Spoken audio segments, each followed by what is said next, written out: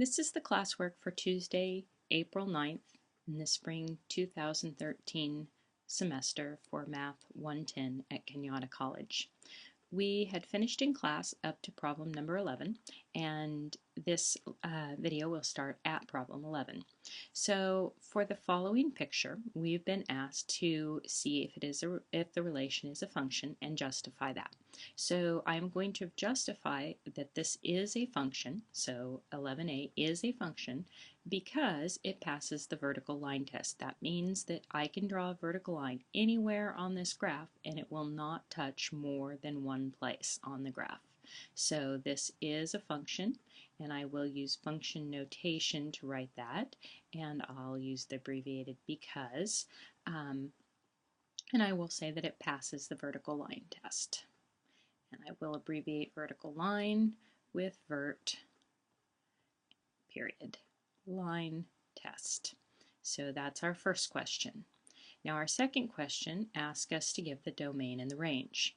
So on the domain, part B, domain, I'm going to use a capital D, and the domain I'm going to indicate with a function or with a brace, so I can do set builder notation, and I can say x's such that, and then I'm going to look for my x values. So x's, well, x's are along here, right? So if I go from 0 and go this way, I see that all x's are included, and because this keeps going and going and going and going, eventually it'll hit every x, and the same on this side. So x's are just elements of the real numbers. So that would be one way that I could notate that. There would be another way as well. I could just simply state that the domain was all real numbers like that. Or a third way is that I could state using interval notation that it goes from negative infinity to positive infinity. So there are three options in order to give our domain for this function. And these are ors, so it could be one or the other or the other. All right, now part C, we're going to give the range. Range, we use a capital R. And the range, I'm looking for the y values. So I'm looking at where on the y-axis I can follow over and find values on the graph. So the lowest point in the y's is right here. Therefore, I'm going to say that the y's start at -1, and then there's all these points here that I can go up, and it keeps going and going and going, and because these keep going out to the left and to the right, they're all the way up to infinity. So for the range, I'm going to say y's such that, and y's are going to be greater than or equal to, and we're going to put a -1 in there. So that's one way. Another way that I could state this would be to use interval notation. And interval notation, I would say that it's going to start at -1 and it's going to go on to positive infinity. So two different ways of writing the part C. Now on part D, we have find f of 0. So that means that I'm going to go look at the function, and I'm going to find when x equals 0, what does y equal? So when x equals 0, I'm going to come up here and I'm going to find out what y equals. It looks like y is equal to approximately 2. So we say f of 0 is equal to 2. Then the next one says find the value or values for which f of x is equal to 0. So on this one, I have f of x is equal to 0. Well, that means I'm going to find when y, the function f of x, remember that's synonymous to saying y. So when does y equal 0? So that means coming over here and finding out when y equals 0. Well, y equals 0 right there, and it also equals 0 right over here. So this is at -1, and this is 2, 3, let's see. No, sorry, that's -2. 1 and 2 and 3 and 4 and 5. So it's -2 and -5. So x is equal to a -2, and it is also equal to -5. So there were actually two values on that particular case. All right, now moving on to our problem number 12. On problem number 12, we have for f of x is equal to 3 minus 5x. We want to find f of a minus 4, and f of x is equal to negative 7. So on our first part of this one, I'm going to call these a and b. So I'm going to say f of a minus 4. Well, what this means is that wherever I see the independent variable, the x, I'm going to substitute in a minus 4. So in my function, 3 minus 5, and then whatever x is, right? Well, x is a minus 4. So that's what I'm going to substitute in, and then I'm going to simplify that. So that's going to look like 3 minus 5a plus 20.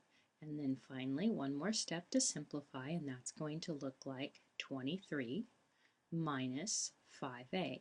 Now you know that your book is perfectly okay with leaving things like that because that way the negative doesn't get lost. However, in algebra we typically like to see expressions, algebraic expressions, ordered, and so we would typically like to see that written as negative 5a plus 23. Either way is perfectly acceptable. Part B, we have f of x is equal to negative 7. Well, f of x equaling negative 7, that says the function itself, right, the y value is equal to negative 7.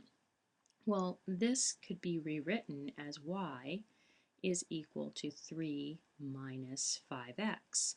So what this means is that we're going to put this negative 7 in for the y. So this looks like negative 7 is equal to 3 minus 5x. And then we just have an equation that we're solving here. So subtract 3 from both sides, add the opposite, right? And that gives me a negative 10, 7 plus 3, and they're negative, and that's equal to negative 5. And then I'm going to multiply by the reciprocal, so divide by a negative 5. That's how most students think about that. And that means that positive x is equal to negative divided by a negative is a positive, and 10 divided by 5, which is 2. So what we have is f of 2 is what gives us negative 7. And so that would be our final answer there.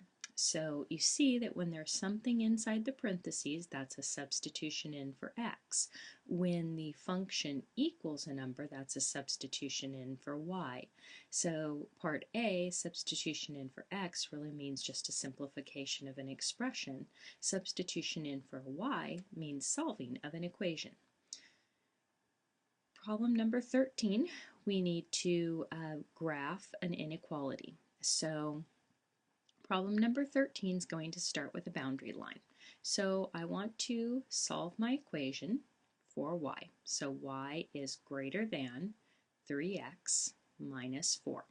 Now once I have that, I need to actually give my equation, or give my graph. So let me sketch a little graph here. Terrible at drawing straight lines. I don't have a straight edge with me right now. So there we go. There's our coordinate system. And that's my 0, that's my x's, that's my y's. And I'm going to change to a little finer point line, and I'm going to make blue line here. Actually, no, I'm going to do a red line so you can see it a little bit easier. All right, so I need to find my y-intercept, negative 4. So there's negative 1, negative 2, negative 3, and negative 4. So I'm going to put a dot right there. Label it with its ordered pairs. You notice it does say that we're going to graph that boundary line with 3 labeled ordered pairs. So we now need to use the slope, which is a positive 3, to get 2 more points. So I'm going to rise 1, 2, 3, run 1, and I can put a point there, and I'll label that, and that's x is equal to positive 1, and y is equal to negative 1. And then from the y-intercept, I can go down 1, 2, 3, and back 1. And I can put that in as x is equal to negative 1, and y is equal to negative 5, 6, and 7. And then I'm going to draw my straight line. As I said, I'm terrible at straight edges or straight lines, and I don't know if I can get a straight edge in here or not. Let me see if I can get this lined up here. Sometimes I can get a straight edge to work on this, and sometimes I can't.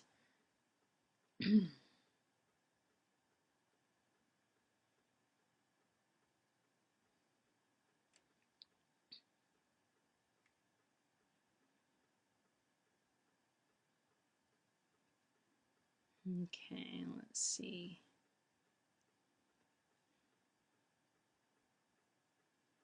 Okay, nope, that's not quite it.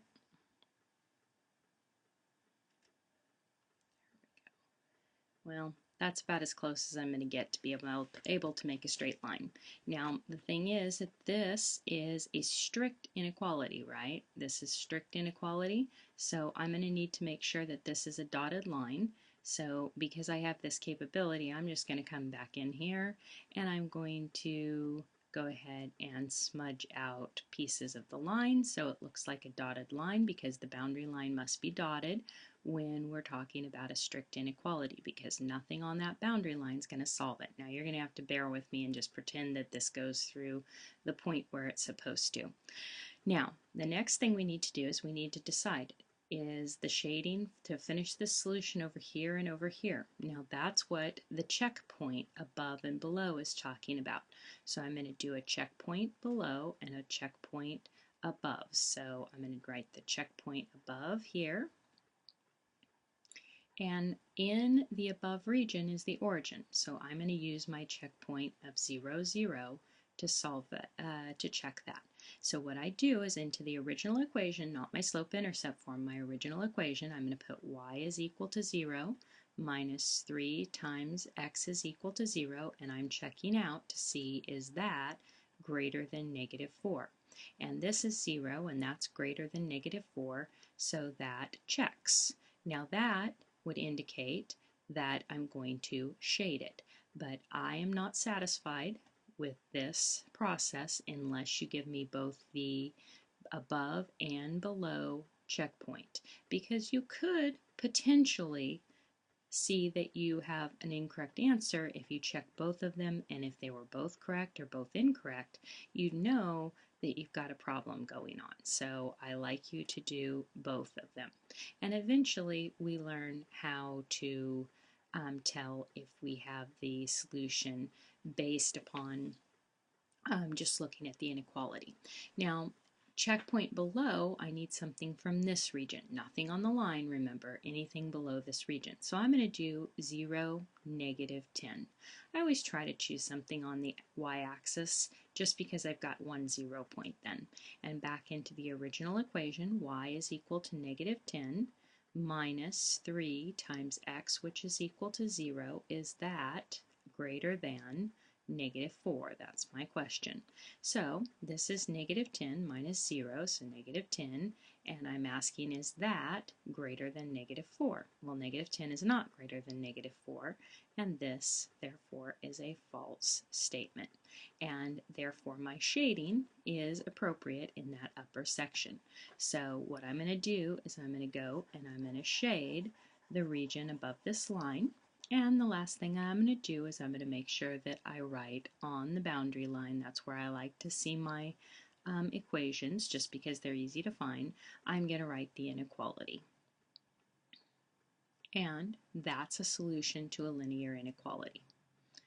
All right, moving on to the next problem. Our next problem, problem number 14, we have find the solution to the system below and give the solution as an ordered pair. So our system in number 14, the solution to a system, when we see the lines, that's the point where they intersect. So this point of intersection is my solution, and that's x is equal to 2 and y is equal to 2 as well. So my solution looks like 2, 2.